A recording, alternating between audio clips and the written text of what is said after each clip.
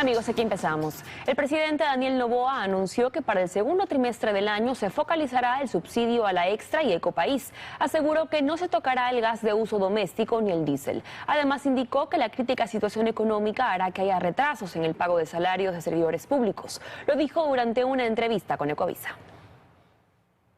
Un déficit de más de 5.000 millones de dólares no es la principal preocupación del presidente Daniel Noboa. Los retrasos que mantiene el Estado es lo que complica la situación económica. Así lo dijo durante una entrevista con Ecovisa. Creamos 4.600 millones de dólares en retrasos del gobierno pasado. Básicamente el gobierno pasado desde el 1 de agosto dijo no pagó nada y se lo entucó al siguiente gobierno, que es el mío. La falta de recursos sumada a la guerra interna obliga, explica él, a tomar varias medidas de ajuste. Aunque no cuenta todavía con el apoyo de la mayoría en el legislativo para que su propuesta de incrementar el IVA sea aprobada, cree que aún hay tiempo de convencerlos. Hasta el último segundo trataremos de convencer a los otros grupos políticos que hasta el día de hoy han apoyado a las propuestas de este gobierno y hasta el día de hoy, por ese mismo comportamiento, es que tienen una popularidad de más del 60% por primera vez en muchísimos años en este país. Indica además que su planteamiento es un IVA diferenciado. Diferenciar el IVA para la generación de empleo. ¿Cómo? Para materiales de construcción bajar el IVA al 5%. Pero lo que se pueda conseguir con el incremento al IVA no es suficiente. Por ello también sobre la mesa está la focalización del subsidio a las gasolinas de Extra y Ecopaís, así como el subsidio eléctrico a las grandes empresas, lo cual estaría listo según sus planes para el primer trimestre de este año. No se toca el subsidio al gas, no se toca el subsidio al diésel, hay subsidios a la industria, a grandes empresas, asimismo Ecopaís y Extra. Tenemos que hacerlo segmentado, pero tenemos que hacerlo simultáneo también con el mejoramiento de eficiencia energética en temas eléctricos y en refinamiento nacional. Pero todo esto será a mediano plazo. Por ahora la situación es crítica y por ello reconoce que no hay dinero para pagar los salarios de este mes de los servidores públicos. El ministro de Economía había anunciado que se priorizará únicamente a policías, militares, médicos y maestros. Y toda la próxima semana iremos poniéndonos al día con el resto de funcionarios públicos. Pese a toda la situación, sostiene que el mundo ve con buenos ojos las medidas que se han tomado en Ecuador. El servicio de prisiones será reformado y en el control de las cárceles contará con el apoyo permanente de Fuerzas Armadas. Así lo anunció el presidente Daniel Noboa. Al momento, en conjunto, Marina, Fuerza Aérea y Terrestre han ido tomando el control de las cárceles consideradas violentas. El panorama ha cambiado. Ya no hay privados de libertad en los techos de la cárcel regional del Guayas. Ahí donde llegaron a montar verdaderos puestos de vigilancia a vista de todos. Estas imágenes datan de septiembre de 2023. Pero desde hace 17 días ya, las Fuerzas Armadas empezaron a tomar paulatinamente el control de los 37 centros carcelarios que existen en el país. En Guayas, el complejo carcelario, en el que se encuentran recluidas un poco más de 12.000 personas. El control está bajo el mando del Comando Operacional 2, integrado por uniformados de las 3 ramas de las Fuerzas Armadas. Y aunque el control de los filtros 2 y 3, los más cercanos a los reclusos, se han encargado a las Fuerzas Armadas, también se los puede ver en el filtro 1, en los ingresos que se observan desde el exterior. Pero después de esta intervención, ¿qué? En los planes del gobierno está que el acompañamiento de las Fuerzas Armadas sea permanente y que el servicio de prisiones, SNAI, se reestructure. ¿De qué forma? No se dan detalles. Pero lo que sí se dice es que como está, no puede seguir. Primero hay que mantener un esquema de control constante en las cárceles. No podemos volver al sistema del SNAI anterior. La idea es que sigan cooperando con el SNAI. ¿Cooperando o hecho cargo totalmente? Cooperando. No se puede desaparecer el SNAI, pero deberían de estar cooperando las Fuerzas Armadas con el SNAI. El SNAI fue creado en 2018 durante la administración de Lenín Moreno. Desde entonces, las cárceles del país han sido escenario de una veintena de masacres, con al menos 500 asesinatos. Por el organismo han pasado 8 directores al mando de 2.900 guías penitenciarios, muchos de los cuales, por temor o complicidad, Han facilitado el ingreso de armas, la construcción de celdas de lujo, entre otros ilícitos. Una estampa de la infiltración del crimen organizado es que el grupo terrorista Tiguerones está encabezado por un ex guía penitenciario, alias Comandante Willy. Y la primera reunión para llevar a cabo la repatriación de personas extranjeras privadas de la libertad se dio este martes entre la Corte Nacional y el SNAI. Allí se aclaró que ya se están dando conversaciones con los países involucrados. La sala de sesiones de la Corte Nacional de Justicia fue el sitio en el que se reunieron este martes los equipos técnicos tanto de la Alta Corte como del Servicio Nacional de Atención a Personas Privadas de la Libertad. Esto a horas de que el presidente de la República, Daniel Noboa, firmó el decreto 139, en el que dispone que se realicen los procedimientos pertinentes para la repatriación de personas extranjeras privadas de la libertad. Solamente un Estado fortalecido en su institucionalidad va a poder dar respuestas a lo que vivimos los ecuatorianos. Esto es un combate al terrorismo. Para juntamente con nuestros trabajos técnicos llegar a final término y poder repatriar a los ciudadanos extranjeros y de esa manera mejorar las condiciones de vida y los derechos de las personas privadas de libertad. Con el objetivo de coordinar acciones para lograr que esta repatriación se dé en las mejores condiciones, la Corte Nacional llegó ya con una propuesta. Nosotros hemos trabajado en la Corte Nacional en un borrador, en un proyecto de lo que podría ser una suerte de instructivo precisamente para la ejecución de las repatriaciones.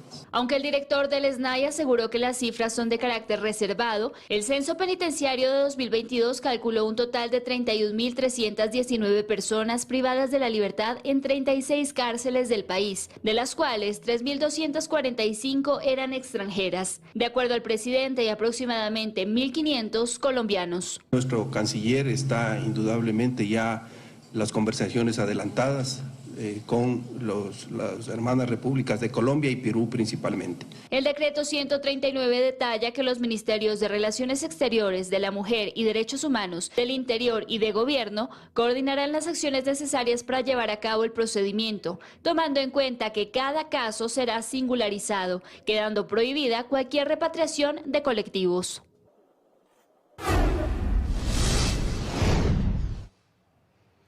En Quito existe una reducción del 35% en varios delitos debido a los operativos intensificados que desarrollan las fuerzas del orden.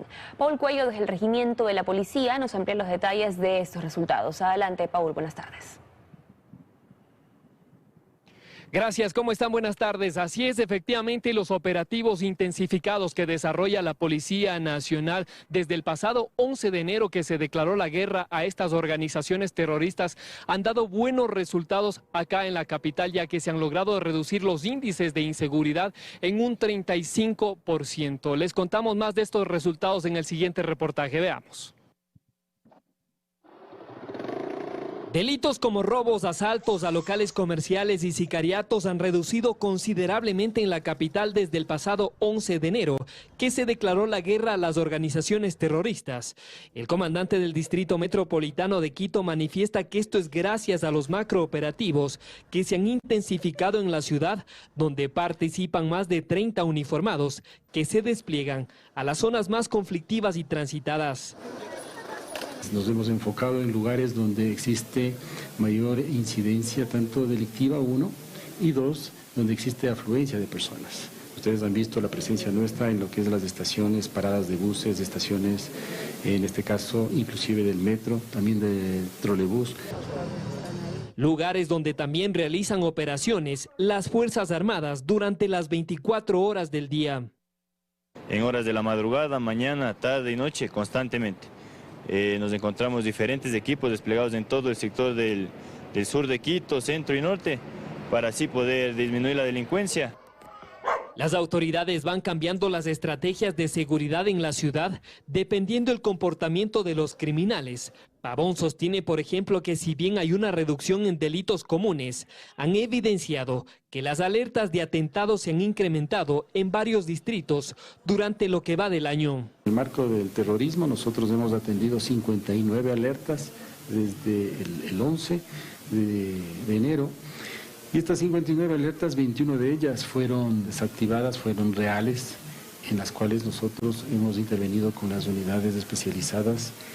Además detalló que en estas casi 3 semanas se han detenido en Quito a más de 700 personas vinculadas a actos terroristas, sicariatos y robos.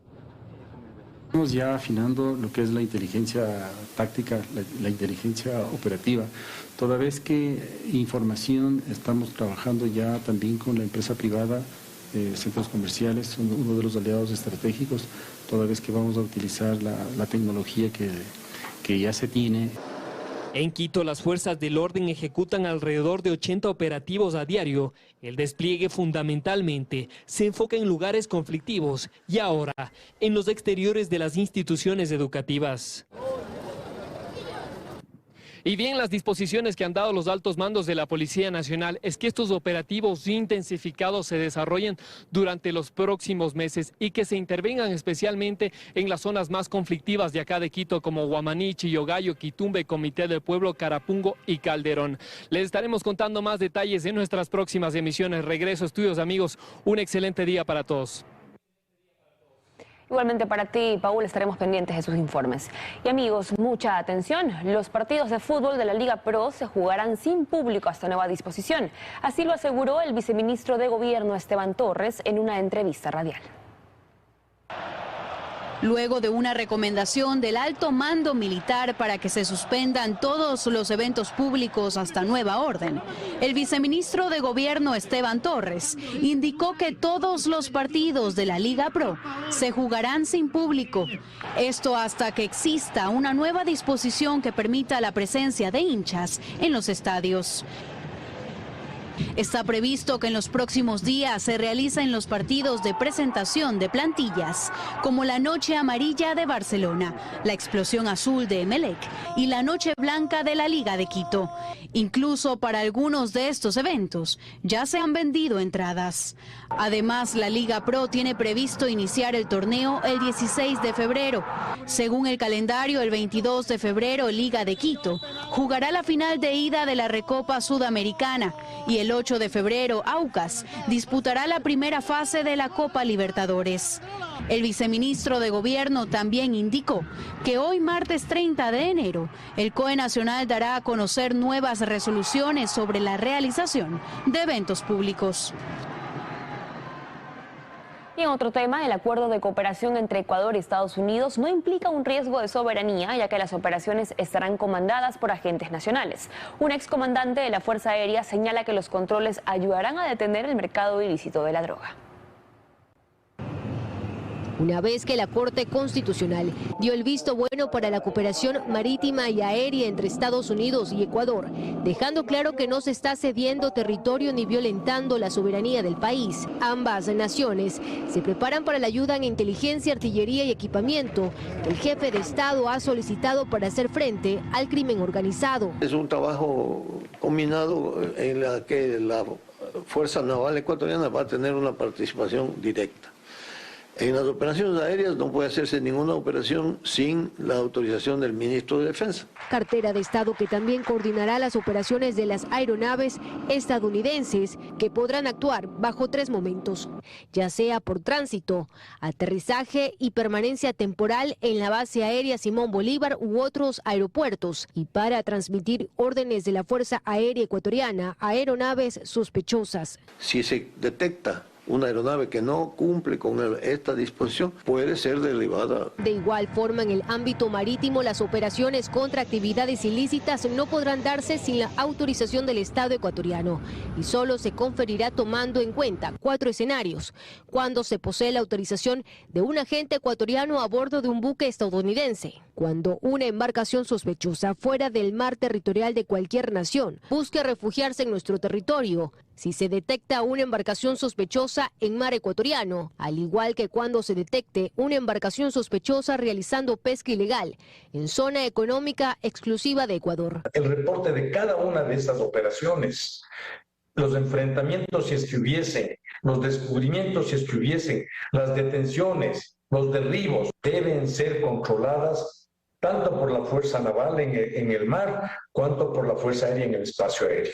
Como parte de esta asistencia, Ecuador conferirá a agentes de la Fuerza de Estados Unidos y funcionarios de defensa inmunidades equivalentes a la del personal de las misiones diplomáticas. Y la pugna por la presidencia de la Corte Nacional de Justicia enfrenta a dos jueces que, sin votos para alcanzar las funciones, creen que la ley les permitiría asumir el cargo. Iván Saquicela promueve la prórroga de sus funciones, mientras Daniela Camacho hace la apuesta por la subrogación por ser la mejor puntuada y más antigua. En este momento, entonces, el Pleno tendría que autoconvocarse. Esa es una de las soluciones. O esperar al 5 de febrero y autoconvocarnos. Es quizá lo único en lo que coinciden los jueces que ahora se enfrentan por la presidencia de la Corte Nacional de Justicia, que la solución está en manos del Pleno. Pues hay cuenta regresiva y sin la elección de la máxima autoridad hay riesgo de caer en acefalía. En la disputa están Daniela Camacho, que busca la presidencia, frente a Iván Saquicela, que pretende la reelección. No podemos estar en una disputa por la presidencia en momentos, sobre todo como está el país, en un estado de guerra. Pero sí, la pugna es innegable porque ninguno tuvo los 12 votos necesarios para ser presidente y eso los llevó a buscar un diálogo en el que tampoco se dieron posiciones. Dieron su palabra. Daniela Camacho dijo que si ella no tenía los votos suficientes cedía. No nos comprometimos. El doctor Saquicela nos llamó a su despacho a fin de que dijo, miren, 3 candidatos es mucho, alguien tiene que ceder. Pues la respuesta fue, bueno, tú ya fuiste presidente. Saquicela trae a colación el Código Orgánico de la Función Judicial y cree que sin la elección definida, la prórroga de sus funciones garantizará la institucionalidad. La norma es clarísima de que se deberá estar en funciones prorrogadas hasta ser legalmente reemplazado. No obstante, Camacho reconoce que la Corte ha caído en un momento inédito, para el cual no hay normativa que lo resuelva. No tenemos norma para la prórroga y no tenemos norma para la antigüedad. Para Corte Nacional, no la tenemos. Las leyes son claras, escritas, no sujetas a analogías ni interpretaciones extensivas, menos, quizá, antojadizas. Es quizá el Pleno de la Corte el escenario en el que se pueda encontrar una salida frente a dos posiciones abiertamente irreconciliables. Decisión que también deberá acelerarse, pues en esta semana 4 jueces dejarán sus funciones y la Corte no solo que no tendría presidente, ni siquiera podría tener quórum para elegirlo.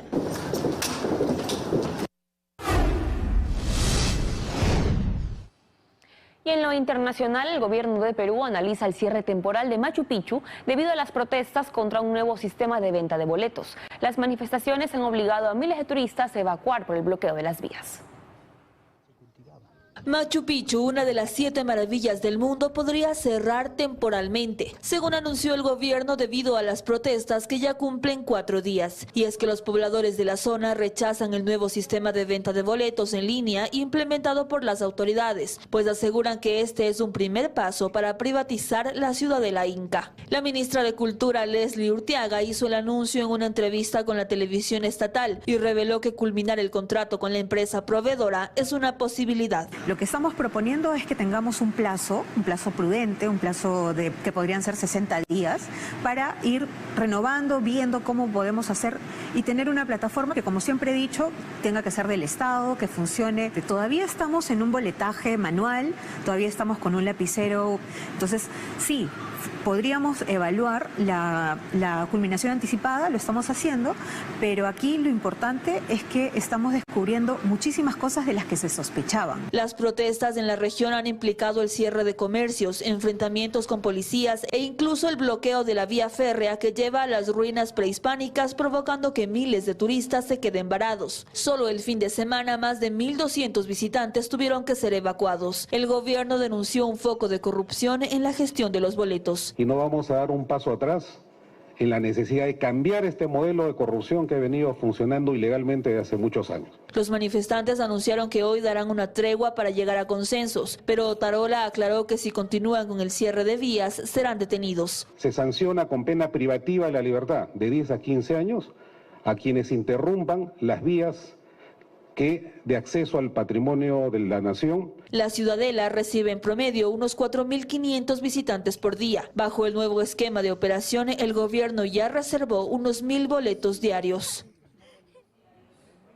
Hacemos una pausa, amigos, pero enseguida. El presidente de la Asamblea Nacional propone una votación por separado sobre el incremento del IVA tras no existir acuerdos. Además, llueve en Esmeraldas y se registran inundaciones y emergencias. Familias de las zonas vulnerables han sido evacuadas. Ya les contamos más al volver.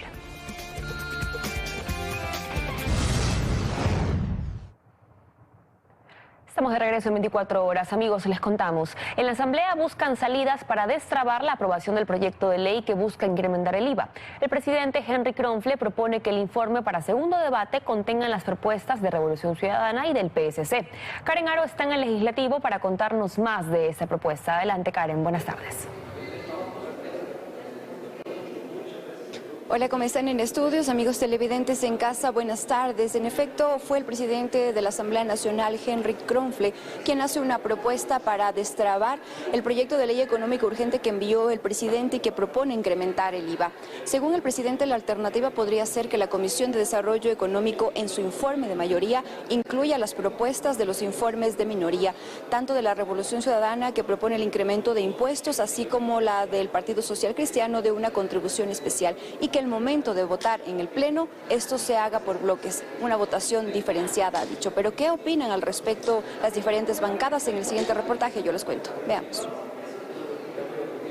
No ha sido aprobada. El gobierno no logra reunir los 70 votos en el legislativo para subir el IVA al 15%. Este martes el presidente de la Asamblea, Henry Kronfle, habló de una posible salida para que haya un acuerdo en el Parlamento y que a la vez el gobierno tenga los recursos que necesita para financiar el conflicto armado interno. En buena lid deberíamos de tratar de que lo que esté en los informes de minoría se incorpore en el informe de mayoría y se separen las votaciones, para entonces darle una salida al país en esto. Esa es la ruta que hay que seguir. Y entonces habrán votos para unos, para IVA, para otros no. Habrán unos que quieran el impuesto a la banca y otros no. Pero de todas estas mociones por separado, se tiene que buscar por lo menos que una tenga los votos suficientes. Dice que la decisión estará en manos de la Comisión de Desarrollo y con ello evitar que esta propuesta pueda ir por el Ministerio de la Ley o que se archive. Archivar sería terrible, porque entonces no se financia absolutamente nada, ni la guerra, ni lo que quiere el gobierno, que es tener la puerta abierta para financiar el déficit fiscal. Hablemos con claridad. Dos escenarios en los cuales no quiero trabajar, dos escenarios en los cuales queremos evitar la gran mayoría de que se den.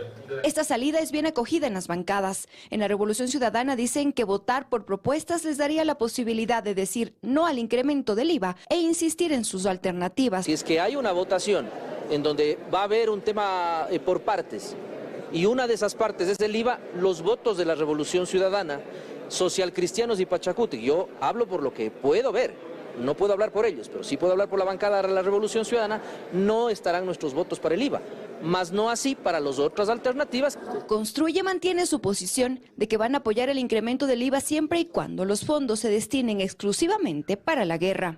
Si es que el IVA o el incremento de 3 puntos será temporal, será directamente depositado en una cuenta específica, será específico para la lucha contra el terrorismo. La bancada de ADN, afín al gobierno, dice que no han agotado el debate y que toda posible salida será analizada. No hay que descartar nunca esa posibilidad del diálogo, que las cosas salgan no por el Ministerio de la Ley, que salga con debate, que salga con el aporte.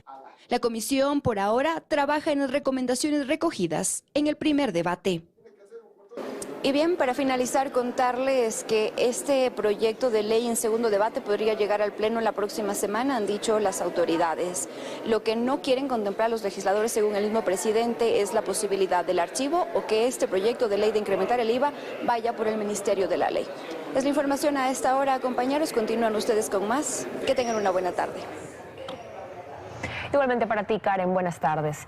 Y les contábamos también que Ecuador necesita al menos 10.000 millones de dólares para cubrir su déficit y pagar la deuda interna y externa. Analistas sugieren un plan económico integral junto a la renegociación de la deuda externa para no caer en default. Estas son las cuentas del Estado. Un déficit fiscal que asciende a los 5.000 millones de dólares.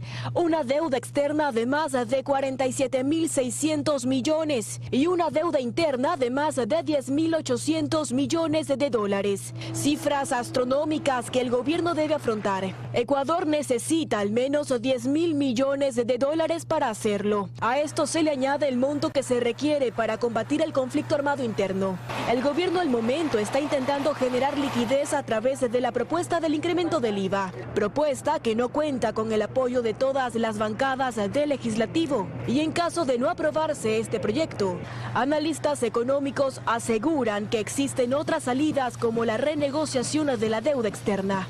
Para ello necesita un programa económico integral y que eso le facilite un acuerdo internacional, así como una posibilidad de renegociar la deuda con los tenedores de bonos. Si es que no logramos refinanciar esas deudas en el mayor tiempo posible, bajo las condiciones macroeconómicas actuales, estaríamos estrangulando financieramente al país. Para Guillermo Granja, aumentar las exportaciones y la inversión extranjera directa son otras formas de generar liquidez. Acordémonos que cuando queremos ponernos en forma o mejorar nuestras condiciones de salud, también hay que ponerse a dieta. Esto haría que el déficit fiscal se reduzca un poco.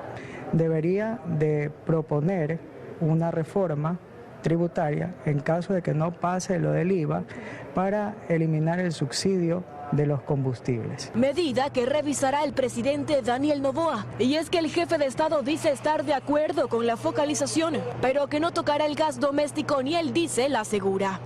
Estas son las alternativas que tiene el gobierno para no caer en default, aseguran los expertos. El ex vicepresidente Jorge Glass y cabecillas de bandas delictivas compartieron abogados y se beneficiaron de decisiones de los mismos jueces en más de una ocasión. El caso Metástasis reveló hace poco una nueva conexión. En el caso Metástasis compartió un mismo abogado con Daniel Salcedo hasta hace poco. Global Pax es el alias del abogado Cristian Romero, según las investigaciones de la Fiscalía. En su haber la defensa de Leandro Norero y del ex vicepresidente Jorge Glass. Romero, según las conversaciones reveladas, hacía gala de sus conexiones en el sistema judicial y de su experiencia en el manejo opaco de garantías constitucionales. Pero Romero no es la única conexión entre Glass y Norero. En agosto de 2022, Jonathan Aguinda presentó un habeas corpus a favor de Leandro Norero. Por esos días, se presentaba también un recurso similar para Jorge Glass. En la audiencia, Aguinda se presentó como tercero interesado. Fue la diligencia en la que el juez de Portoviejo, Bani Molina, hoy sentenciado a 3 años de prisión, liberó a Jorge Glass, Daniel Salcedo y a un sentenciado por asesinato. Molina también benefició con arresto domiciliario a alias Capi, asesinado en julio de 2022, mano derecha de alias Fito. Otra decisión que le sonrió al ex vicepresidente Jorge Glass salió del despacho de Emerson Curipayo, juez de Santo Domingo, quien guarda prisión preventiva por el caso Metástasis. Curipayo es responsable además de otorgar boletas de libertad a una docena de procesados, entre ellos alias Cuyuyuy y alias Madrid, gatilleros de Leandro Norero. Del despacho de John Rodríguez, procesado ex juez de Yaguachi, se devolvieron los derechos políticos al ex vicepresidente Glass. Rodríguez fue el protagonista de, entre otras decisiones polémicas, el traslado de 2 miembros de la agrupación R7 de la cárcel La Roca a la de Santo Domingo, donde esta banda tenía el control. Sin olvidar a Harrison Salcedo, quien llevaba la defensa de alias Rasquiña y Jorge Glass a la par, y que según los chats de Metástasis, habría sido asesinado por Norero. Se trata de puntos en común, en al menos una decena de casos diferentes. Ecuador descendió 2 puntos en el radar de la corrupción en 2023, según Transparencia Internacional. El informe revelado este martes detalla que nuestro país pasó del puesto 36 en 2022 al 34 en el último año. De acuerdo con el Índice de Percepción de la Corrupción, Ecuador atraviesa una grave crisis de violencia y deterioro en la confianza de las instituciones públicas por los pronunciamientos de determinados jueces a favor de actores criminales, lo que sugiere una posible infiltración del crimen organizado en el Poder Judicial.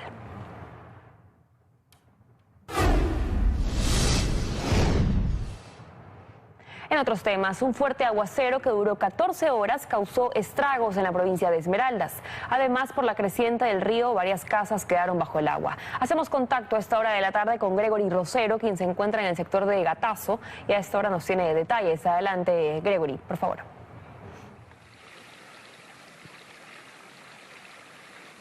¿Qué tal, Valerie? Amigos televidentes en casa, buenas tardes. 13 horas con 35 minutos, así es. Yo me encuentro al sur de la ciudad de Esmeraldas, en uno de los barrios más afectados por las fuertes lluvias y las inundaciones registradas la noche de este lunes y la madrugada también de este martes. También existen deslizamientos de tierras en la parroquia Tonsupa y también en el cantón Huisne. Al respecto de esto y otros más detalles, les contamos más en el siguiente video. Veamos.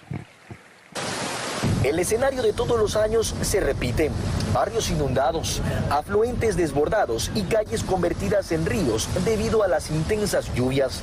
La noche de este lunes y la mañana de este martes, varias localidades de la provincia de Esmeraldas se han visto gravemente afectadas. Según el Instituto Nacional de Meteorología e Hidrología, INAMI, el temporal de las últimas horas está ligado al fenómeno El Niño. De manera preliminar se conoce que existen afectaciones en los barrios Gatazo, Primavera y Costa Verde en la ciudad de Esmeraldas. Esos sectores están completamente anegados. Javier, con tristeza en los ojos, cuenta que le toca volver a empezar desde cero porque su herramienta de trabajo la perdió en la inundación. Estaba trabajando, llego a la casa, llegué a las 11 y la lluvia había parado, ya todo estaba seco, ya me llegué a descansar. Y cuando me levanté a las 5, ya el agua ya estaba, ya no pude hacer nada, mi mamá se asustó y la agarré a mi mamá, se comenzaron a caer las cosas, todo, y no pude sacar el carro, no tuve tiempo de nada, porque mi mamá es una persona ya de la tercera edad y ella sufre la presión. De igual forma, en el cantón Huisne y en el cantón Atacames también se presentaron deslizamientos de tierras e inundaciones. Una vía colapsó en la parroquia Galera y el sector agrícola se vio gravemente afectado, situación que preocupa una vez más a los habitantes. Pues tratar de sacar lo que más pude y salvar lo que más se pudiera de la casa de mi madre. ¿Y qué se perdió aquí en este caso? Una nevera, ropa y colchones.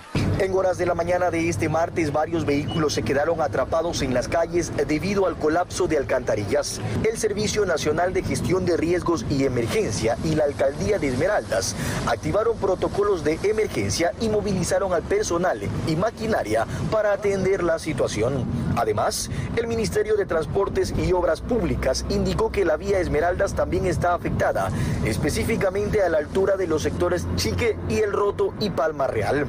También se coordinan acciones con los organismos de primera respuesta para brindar atención y también realizar el levantamiento de información correspondiente. Y bien, amigos, existe preocupación en los habitantes esmeraldeños porque el caudal del río continúa aumentando acá en la provincia de Esmeraldas. Son cientos de familias las que han quedado afectadas luego de estas fuertes lluvias y de estas inundaciones. No podemos darle cifras exactas porque todavía las autoridades continúan registrando el levantamiento de información para en las posteriores horas brindar declaraciones al respecto de lo sucedido en las últimas horas acá en la provincia de Esmeraldas y contarnos qué es lo que sucederá con estas familias afectadas. Si se levantarán albergues o cómo se manejará esta situación. Cuando son las 13 horas con 39 minutos, Valerie, regreso a estudios, tú continúas con más. Una buena tarde para todos. Igualmente para ti, Gregory, gracias por el reporte desde la provincia verde. Amigos, una pausa, pero atención, al regresar les contaremos que 4 personas que iban en su auto fueron asesinadas. Este hecho ocurrió en el cantón Playas. Además, Estados Unidos retomará las sanciones mineras y de petróleo. Seguimos con más a 24 horas. La noche de este lunes, sicarios acabaron con la vida de 4 ciudadanos en el cantón Playas, provincia del Guayas. Entre las víctimas hay una pareja que horas antes había salido de la penitenciaría del litoral de Guayaquil. El múltiple asesinato registrado la noche del lunes en el cantón Playas de la provincia del Guayas mantiene en zozobra absoluta a los habitantes de esta localidad. El hecho de sangre se registró en la avenida principal del ingreso al cantón, cuando sicarios a bordo de un vehículo interceptaron a sus víctimas, que circulaban en un carro color gris. Segundos después, la ráfaga de disparos dio inicio al caos. Y lo que yo oí eso, porque parecía que era aquí. fue horroroso y yo me tiré pues al piso. En total 4 personas fueron asesinadas. Entre las víctimas se encontraba una pareja que horas antes había salido de la penitenciaría del Litoral, luego de permanecer más de 40 días recluidos por un delito que aún se desconoce. Aquí en el Cantón Playas, la ciudadanía mira con asombro los recientes hechos violentos suscitados en el cantón. Aseguran que ya nada es como antes, que han perdido la paz que en algún momento tenían. No sé cuándo se vaya a acabar esto. Se depende de las autoridades que tienen que poner más seguridad aquí en Playa. Con miedo.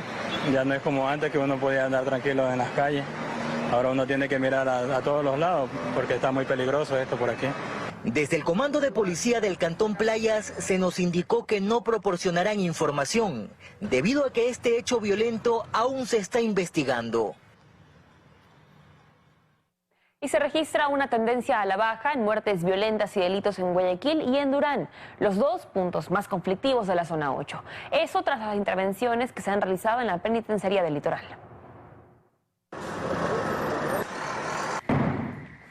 Empezaron los contundentes controles por parte de la fuerza pública en las cárceles. Y los delitos en las ciudades más conflictivas del país bajaron. La reducción del 80% de muertes violentas en la zona 8, sobre todo en Guayaquil y Durán, se debe, indica la Policía Nacional, a las constantes incursiones en la penitenciaría del Litoral, desde donde bandas terroristas han venido comandando la ejecución de todo tipo de delitos. Se conoce ya que tenemos una fuerte reducción con respecto de órdenes que se enviaban desde las cárceles. La primera semana de enero de 2024 en la zona 8 se registraron 102 muertes violentas. La segunda semana 39, la tercera semana 22. Y así continúa la tendencia a la baja. Podemos indicar que existieron 2 días, por ejemplo el día 12 y el día 18 de enero, que hubieron 0 muertes violentas. El cuadro de mando integral refleja también tendencia a la baja en delitos como robo a personas, robo a carros, robo a domicilios, ejes viales y secuestros. El porcentaje es de 42% menos en comparación a este mismo mes en 2023. Por su parte, la ciudadanía, que venía pasando días de intranquilidad, también empiezan a sentir el cambio. Sí, ya se está comenzando a tener más confianza. Me alegra que todo esté funcionando bien, ojalá que sigamos hacia adelante. Yo que salgo de mañana de mi casa, salgo con más tranquilidad. Desde el comando de la zona 8 confirman que los agentes de inteligencia siguen desplegados en las zonas estratégicas para continuar ejecutando golpes contra el hampa terrorista.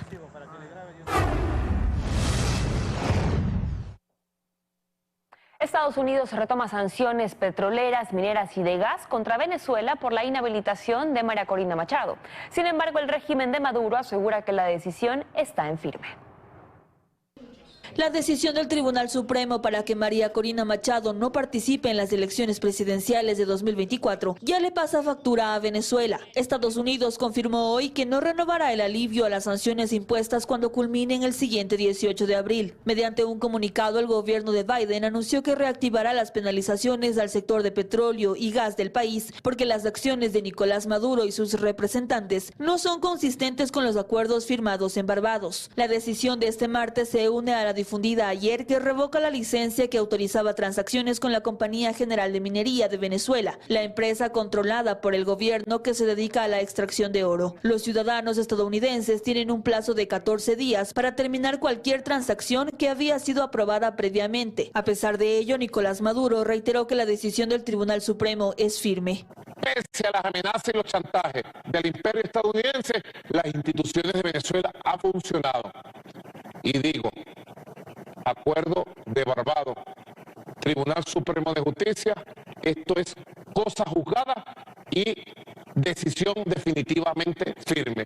De su parte, la líder de la oposición descartó abandonar su candidatura a la presidencia. Nicolás Maduro no va a escoger el candidato de la gente. no pueden hacer elecciones sin mí y sin los millones de venezolanos que votaron ese día. En tanto, las naciones de la región siguen sumando su apoyo a Machado. Desde Panamá y Guatemala, sus presidentes expresaron su preocupación por la situación del proceso electoral en Venezuela y la suspensión de 15 años para ejercer funciones públicas. Con este pronunciamiento, ambos países se unen al rechazo expresado por Costa Rica, Ecuador, República Dominicana y Estados Unidos. Más adelante, Because It's Nice, la divertida respuesta del presidente Daniel Noboa en una entrevista recordando in English. Nos vemos a las 14.